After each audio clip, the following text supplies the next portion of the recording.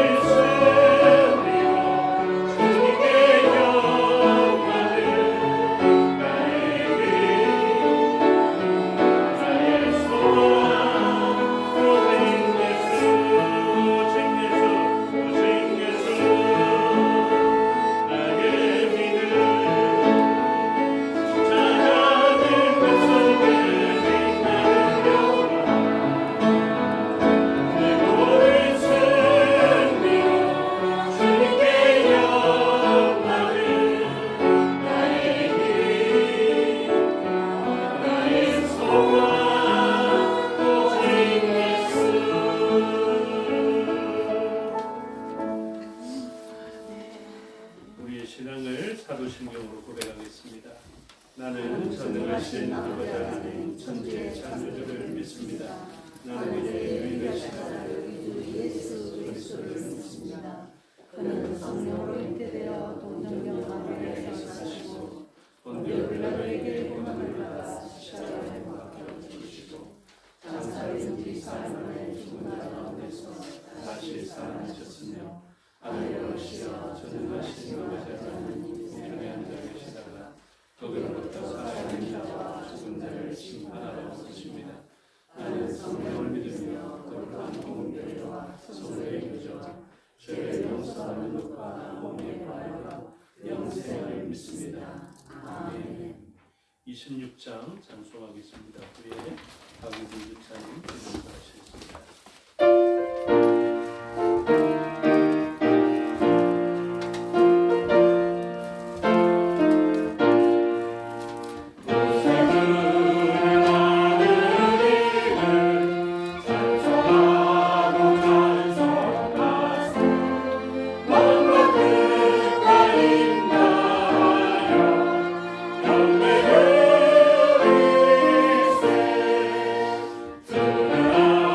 주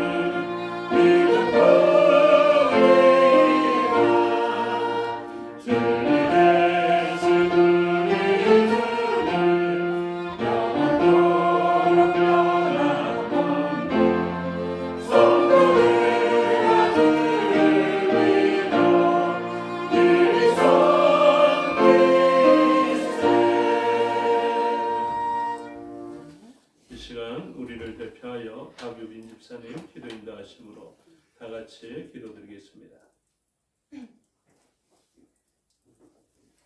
나의 주인 되신 하나님 아버지, 오늘 이 시간 하나님 앞에 나와 찬양과 기도와 말씀의 자리에 있게 하심을 감사합니다. 하나님, 하나님이 나의 주인이고 나의 모든 것이라고 고백하면서도 언제나 분주하고 바쁘게만 산 것을 회개합니다. 24시간의 주인이 하나님이신데 시간의 주인이 나였음을 고백합니다. 내가 시간의 주인이 되어서 시간을 설계하고 시간을 잘 써서 내가 성공하려고 하고 하나님을 위해서 쓰는 시간이 너무 없었음을 회개합니다. 하나님께 나의 시간을 내어드릴 수 있기를 원합니다. 애씀의 방향이 세상만을 향해 있지 않게 하시고 하나님께로 향해 있어 주님 닮아가는 우리가 되기를 소망합니다. 한 아이가 태어나 자라는 것을 볼 때 작은 몸집과 변화와 성장에도 기쁨을 감출 수 없는 부모의 모습처럼 오늘 우리의 모습은 하나님 보시기에 어떠한지 돌이켜봅니다. 하나님의 자녀인 우리가 보내신 이 땅에서 삶을 살아갈 때에 무엇보다 하나님 보시기에 기쁨이 되기를 소망합니다. 매일 말씀을 먹고 말씀대로 살아가기 위해 애쓰고 교회가 하나 되기 위해 힘쓰며 복음을 전하고 하나님을 사랑하고 이웃에게 그 사랑을 전할 때 그 모습이 하나님께 기쁨이 되기를 기도합니다. 하나님 아버지, 새 소식반 봄학기가 무사히 마칠 수 있게 하여 주심을 감사드립니다.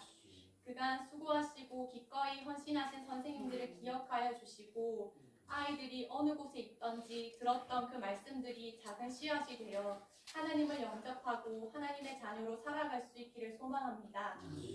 또 섬김교회 학생부의 빈자리를 위하여 기도합니다. 가치관이 형성되는 중요한 이 시기에 아이들이 무엇보다 복음을 영접하게 하시고 주님을 주인으로 붙잡고 살아갈 수 있도록 이 빈자리를 위하여 우리 모두가 기도하게 하여 주세요. 이 나라, 이 민족을 주님 또 기억하여 주세요. 다음 주에 또 새로운 지도자가 세워지는데 하나님을 경외하고 사람이 아니라 하나님이 통치하심을 믿고 하나님께 모든 것을 아뢰는 사람이 세워질 수 있도록 우리 모두 기도하게 하여 주세요. 목사님을 통하여 주시는 말씀이 나를 살리는 생명의 말씀이 되게 하여 주시고 이 말씀 붙들고 살아가게 하여 주세요. 이 모든 말씀 예수님의 이름으로 기도드립니다. 아멘.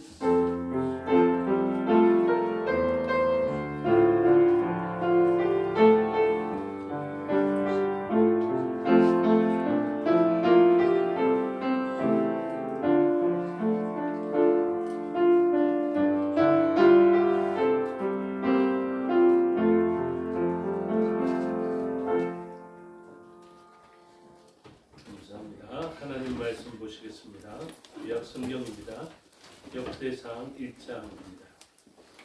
구약 608페이지 정도에 있습니다. 역대상 1장 1절부터 역대기의 본문이 좀 깁니다. 1절부터 54절의 말씀을 교독하겠습니다.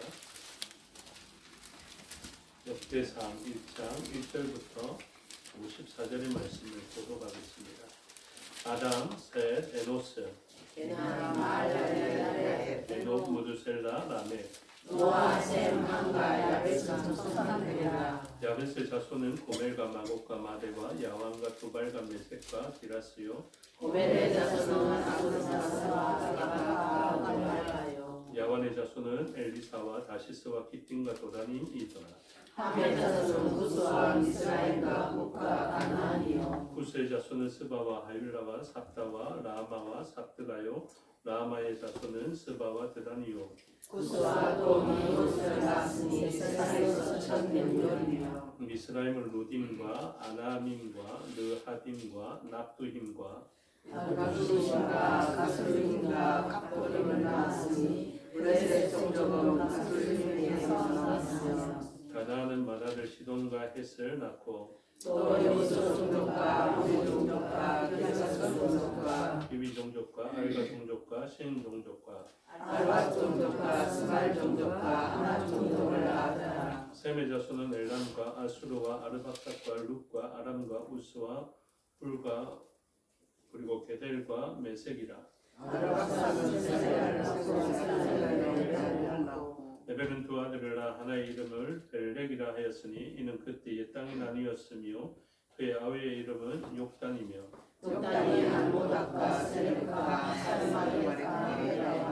하도람과 우살과 디글라와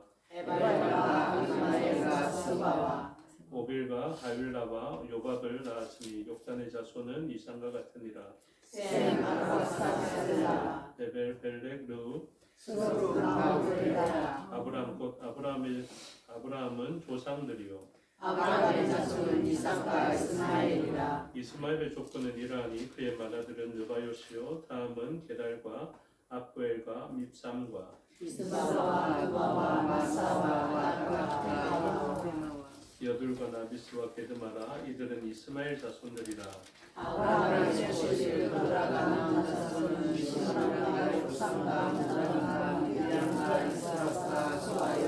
욕단의 자손은 스바와 스단이요. 미디안의 자손은 에바와 에벨과 한옥과 아비다와 엘다니. 이들은 모두 그두라의 자손들이라. 아브라함이 이삭을 낳았으니 이삭의 아들 에서와 그의 아들은 데마와 오벨과 스바와 가단과 드나스와 딘나와 아날리요. 노엘의 아들은 나합과 세라와 삼마와 미사요. 세일의 아들은 무당과 사발과 시몬과 하나와 다스와 에셀과 드시요. 도단의 아들은 호리와 호마미요. 로단의 누이는 빈나요. 소발의 아들은 알론과 나무와 에말과 스비야 나무요. 시골의 아들은 아야와 나가요. 아나의 아들은 디손이요. 디손의 아들은 하므람과 에스반과 이드란과 그란이요.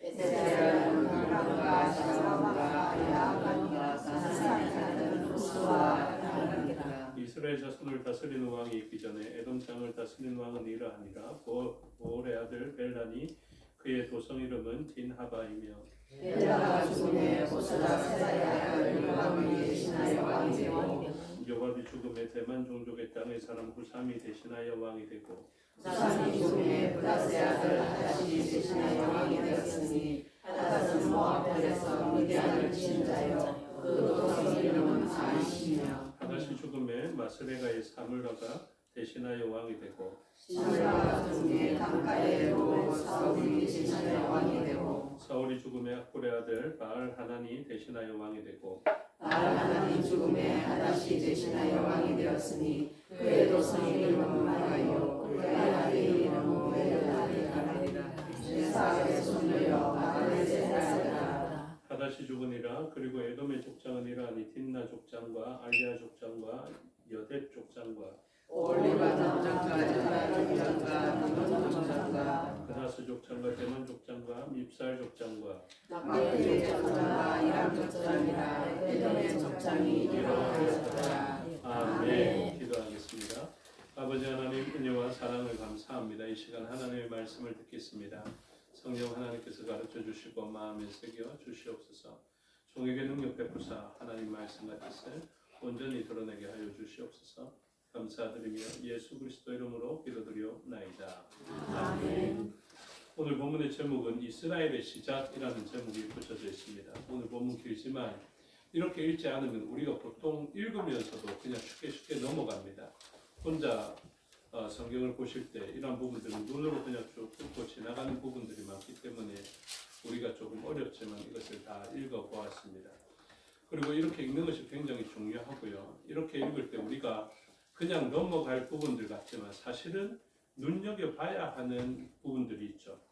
대표적으로 요즘 자주 이야기했던 함의 후손들에 대해서 오늘 본문은 이야기하고 있습니다. 8절에 주목하시면 누가 등장합니까? 구스와 미스라임과 북과 가나안 이렇게 표현되어져 있죠. 그래서 이사야서를 우리가 또 수요일날 강의를 하고 있기 때문에 이러한 구스에 대해서 또 미스라임이 어느 나라라고요? 애굽이라고. 그래서 애굽을 히브리어로 원어적으로 보면 미츠라임 이렇게 되어 있습니다. 그래서 미스라임도 주목해야 되는 그런 족속입니다. 그리고 10절에 보면 아주 주목해야 되는 사람이 나오죠. 구스가 누구를 낳았습니까? 니므롯을 낳았죠.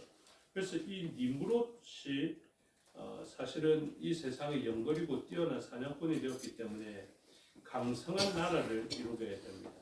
그리고 또 우리가 잘 아는 나라가 11절에 보면 블레셋 나오죠. 이 블레셋이 누구의 후손입니까? 구스의 후예입니다. 구스의 후예로 이렇게 봐야 되죠.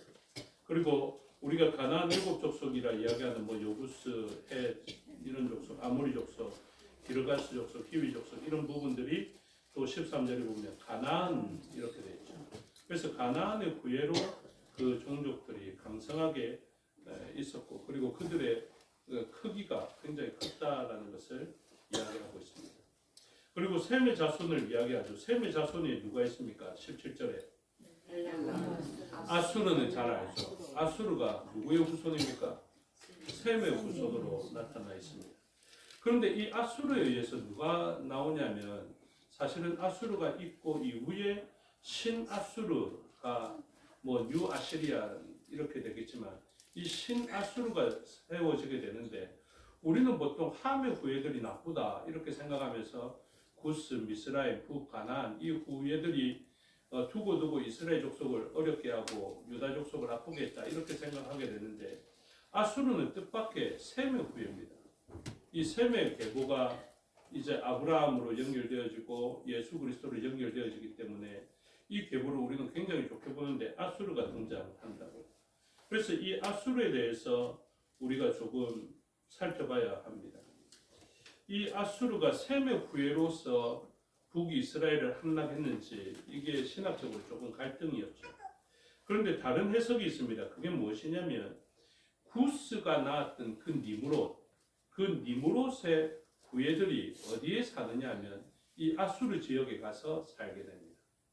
그래서 이 아수르 지역의 조상들을 따져보면 셈의 계열을 따질 수도 있고요. 그리고 함의 후예, 곧 구스의 후예를 따질 수가 있게 되는 것이죠.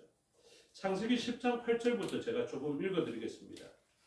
똑같은 본문을 이야기하는데 구스가 또 니므롯을 낳았으니 그는 세상의 첫 용사라. 이게 하나님을 대적할 정도로 강력한 사람이었음을 이야기하는데요. 그의 나라가 어디냐 하면 10절에 보면 창세기 10장 10절에 보면 그의 나라는 시날 땅의 바벨과 이렇게 이야기합니다. 그래서 남유다를 함락시킨 바벨론 그리고 이 하나님의 백성의 대척점에 있는 강력한 멸망받을 사람들의 대표적인 이름이 바벨인데 이 바벨에 거주하고 있던 사람들의 모습이 뭐냐면 첫 용사, 대단한 족속, 니므롯의 후예들인 것을 이야기하고 있습니다. 9절에는 니므롯을 이렇게 이야기하고 있습니다. 그가 여호와 앞에서 용감한 사냥꾼이 되었으므로 속담에 이르기를 아무는 여호와 앞에 니므롯같이 용감한 사냥꾼이로다. 그래서 사람들은 용감한 사냥꾼을 좋아합니다. 세상은. 그런데 셈의 후예들은 용감한 사냥꾼이었고요. 그 멸망받을 사람들 가운데 유능하고 유력한 사람들, 강력한 사람들이 많습니다. 그런데 이 사람이 뭐 어떻게 했냐면 아까 바벨을 쌓았다 그랬죠. 바벨에 거하였다 했죠. 그게 10절이었는데 11절에 보면 이렇게 이야기합니다. 그가 그 땅으로 아수르로 나아가 니느웨와 이렇게 표현하거든요. 그래서 이 니므롯의 후예들이 어디까지 점령했냐면 아수르까지 펼쳐지게 되고 니느웨 지역, 그러니까 셈의 후예, 아수르의 후예들이 살아가고 있는 그 지역까지 자기들이 진출했음을 이야기하고 있습니다. 그러면서 아수르는 제법 하나님의 백성들을 괴롭히는 나라, 그리고 북이스라엘을 무너뜨리는 나라가 되어지게 되는데 이러한 것을 어떻게 해석해야 되겠습니까? 세속화로 봐야 되겠죠.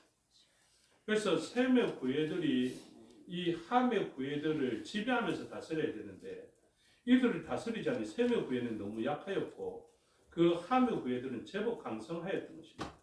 그래서 그들의 강력함과 유능과 유력함으로 무엇했냐면 오히려 셈의 계열들을 흡수하고 그들을 지배하며 살았다는 것이죠.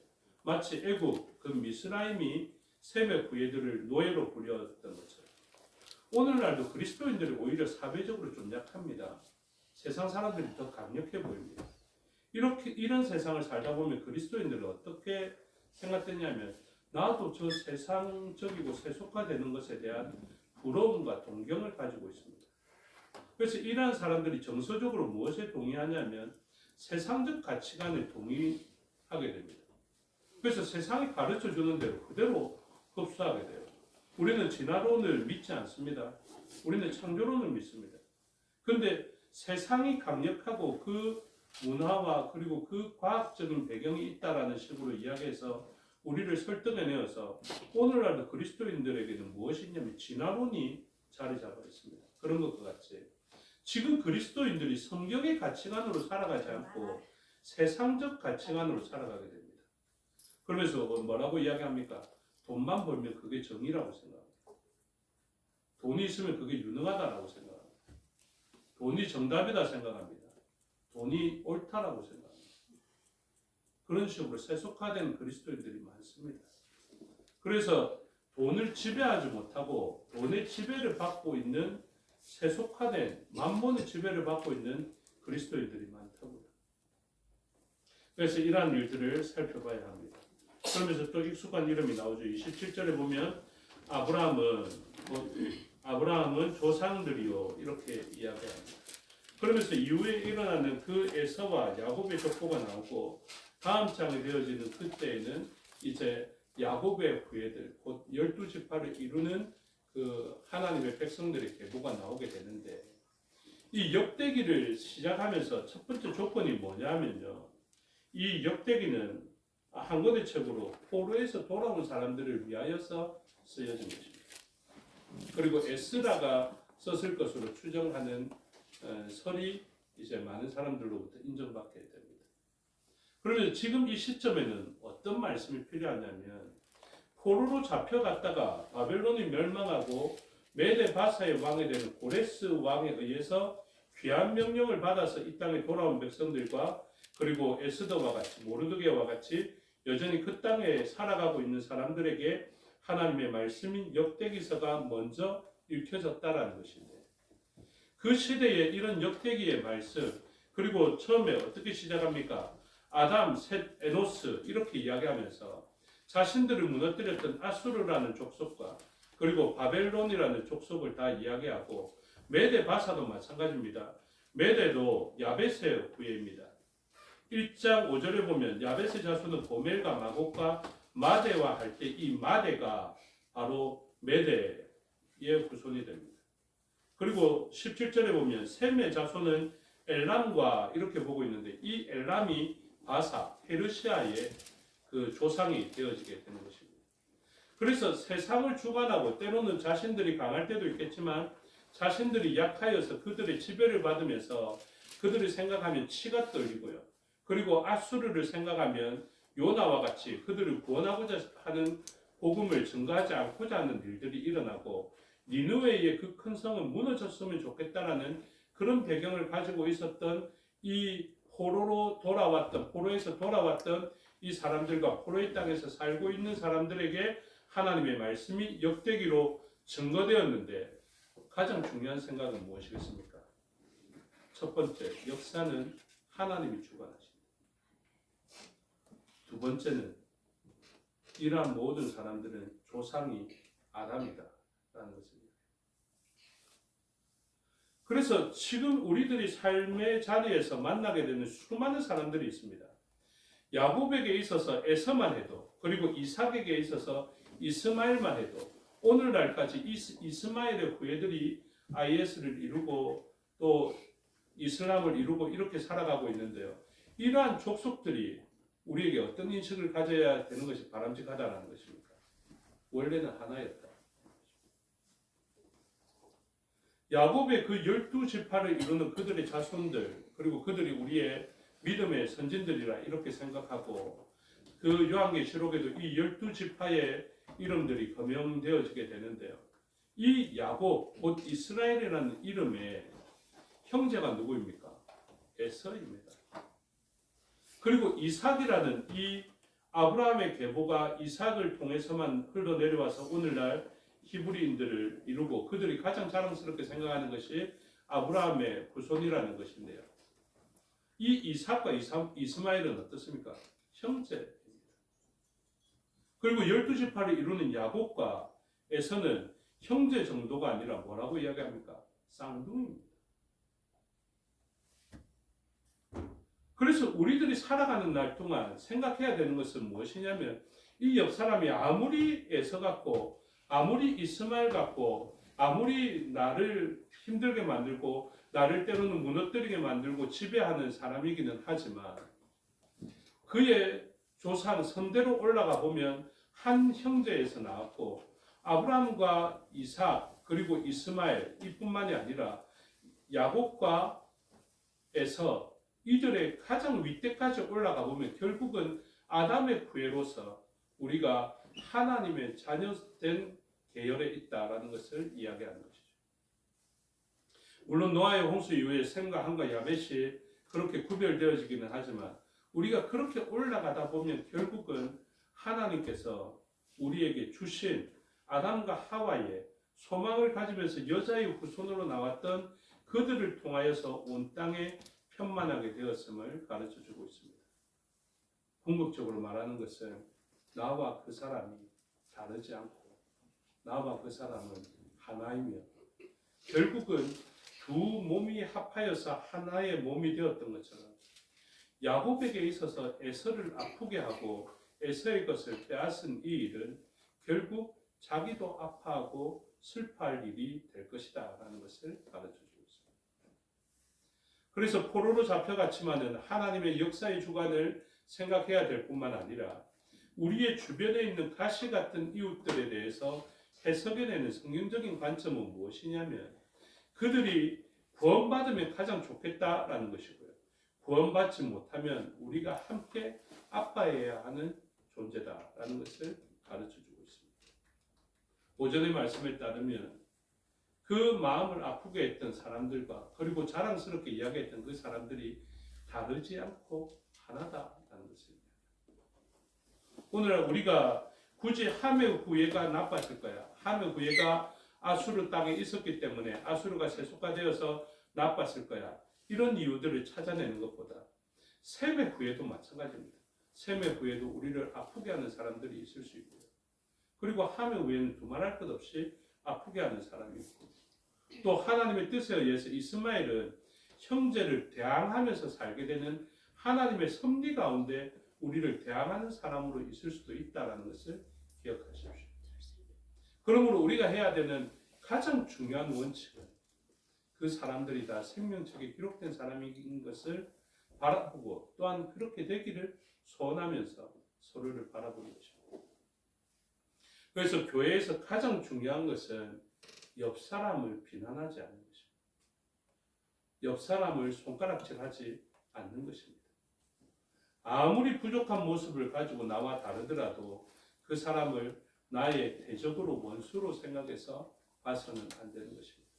오히려 그 다양함이 나를 더욱더 온전하게 만드는 일이라 생각해야 합니다. 누구처럼요? 아담에게 있어서 하와를 바라보는 관점처럼. 아담과 하와는 다릅니다. 완전히 다릅니다. 그리고 이해할 수 없는 그런 부분들이 굉장히 많습니다. 그런데 가만히 생각해 보면 아주 이해할 수 없는 그 부분 때문에 서로가 완전히 달랐던 그 부분 때문에 무엇이 생깁니까? 서로가 가장 필요하던 생명이 맺혀지게 됩니다. 남자가 여자를 충분히 이해할 수 없습니다. 그리고 호르몬도 다릅니다. 그런데 어떻게 해야 된다고요? 이 사람은 나와 다르기 때문에 나에게 필요한 사람입니다. 나와 똑같으면 한 가정을 이룰 수 없습니다. 성경에서도 이야기합니다. 가정은 한 남자와 한 여자가 만나서 가정을 이루고 그 둘이 만났을 때 생명이라는 경건한 자녀가 나온다라고 이야기합니다. 우리는 이렇게 생각합니다. 좀 나와 좀 성향이 맞고 나와 코드가 같은 사람이 나와 옆에 있고 나와 같이 하면 좋겠다라고 생각하는데요. 그러면 이때 이렇게 생각해 주십시오. 내 좋아하는 사람만으로는 생명이 날 수 없다. 이렇게 생각해 주십시오. 그리고 하나님이 주셨음에도 불구하고 나와 너무 다른 사람이 옆으로 있거든요. 이렇게 생각하십시오. 이 사람을 통해서 가장 좋은 열매가 맺혀질 수 있습니다. 내가 생각해 보지도 못했던 일들이 이 사람의 생각을 통하여서 나를 알게 하고 나와 이 사람의 연합을 통하여서는 귀한 생명이 맺어집니다. 그래서 사실은 자기의 성향과 가장 맞지 않는 사람이 수용되어질 때 사실은 그 열매가 가장 귀합니다. 그것을 잘 기억하셔서 우리의 선진이 바로 한 아담인 것을 기억하고 또 역사의 주관이 하나님인 줄을 알게 되며 또한 옆 사람을 바라볼 때 다른 부분이 의아하겠지만 그 다른 부분으로 더 귀한 열매가 맺혀진다는 것을 기억하셔서 우리가 마음으로 잘 용납하고 그 사람과 온전한 연합을 이루어서 하나님 기뻐하시는 생명의 열매가 맺혀지게 되게 될 주님의 이름으로 축복합니다. 기도하겠습니다. 아버지 하나님 은혜와 사랑을 감사합니다. 위로 올라가 보면 하나인데 다양하게 펼쳐진 사람들이 많습니다. 그 다양한 사람들을 다 이해할 수 없습니다. 그리고 사실은 가장 위의 정점 단 두 사람만 있을 때에도 서로는 너무나 달랐습니다. 서로 코드가 맞지 않는 것 같고 다른 그 점을 통하여서 하나님은 다양한 사역을 하게 하시며 또한 그 다양한 사람들이 하나의 통일성을 이루어서 연합하게 되었을 때 아주 귀한 생명의 열매가 맺혀지게 되었던 것을 우리에게 가르쳐 주었습니다. 교회도 그러합니다. 나와 완전히 다른 사람과 내가 연합되어지게 될 때 수많은 사람들을 고용할 수 있는 또 생명을 잉태할 수 있는 스펙트럼과 생명이 형성되어지게 된다는 것을 알게 하여 주시옵소서.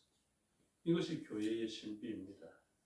교회는 다양한 사람들이 수용될 수 있을 때 그 새로운 생명력과 새로운 포용성이 생긴다는 것을 알게 하여 주셔서 나와는 다르더라도 하나님의 섭리 안에서 그 사람을 해석하게 하여 주시옵고 그 사람을 온전히 수용할 수 있도록 은혜 내려 주시옵소서. 감사드리며 예수 그리스도 이름으로 기도드리옵나이다. 아멘. 25장으로 찬양하겠습니다.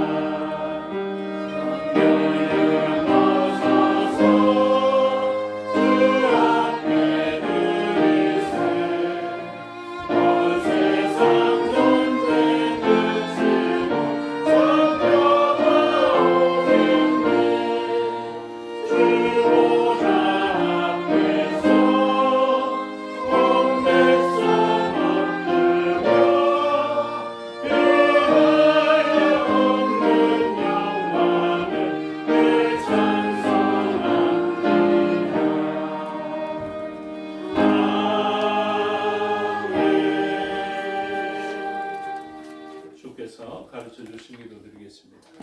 하늘에 계신 우리 아버지, 아버지의 이름을 거룩하게 하시며 아버지의 나라가 오게 하시며 아버지의 뜻이 하늘에서와 같이 땅에서도 이루어지게 하소서. 오늘 우리에게 일용할 음식을 주시고 우리가 우리에게 잘못한 사람을 용서하여 준 것 같이 우리 죄를 용서하여 주시고 우리를 시험에 빠지지 않게 하시고 악에서 구하소서. 나라와 권능과 영광이 영원히 아버지의 것입니다. 아멘.